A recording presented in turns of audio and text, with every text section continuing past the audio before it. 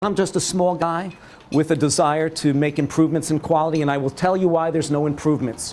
When you have one company dictating policy with a person who sits on that accrediting body's board as the vice president, he also sits on the International Accreditation Federation, you have a constriction.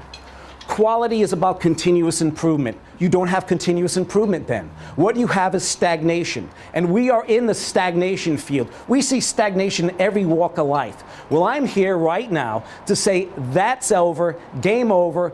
I want to compete with the ANABs in the world because there's only one, because that's what they say. I want to be able to be led into OASIS. But you know what's going to happen?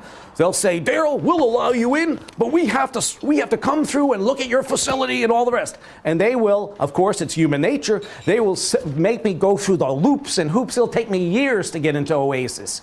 That is human nature. That is fact. And until you learn that, until we get off our high horses and really look at quality, and I want to tell you something, one of the best quality meetings I was at was the last month's quality meeting that the New Haven chapter had with Jay.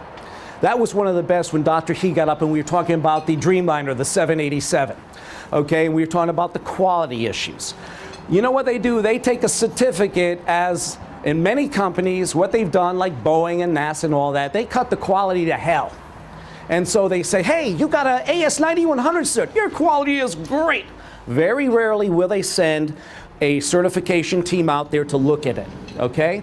I talked to a woman at NASA who said, do you know something, Daryl? Because I befriended her during my plastic days and she liked me. And I think I'm a friendly guy and I'm a likable guy. Am I a likable guy? Yeah, you bet. Okay, a little bit likable. So, you know, I get under a person's skin. I usually say when I'm doing business, I'm like a tick because I have a bad case of separation anxiety. And I like you, I love you. And if I don't like you, then I think that's not in my verbiage to really not like anybody. And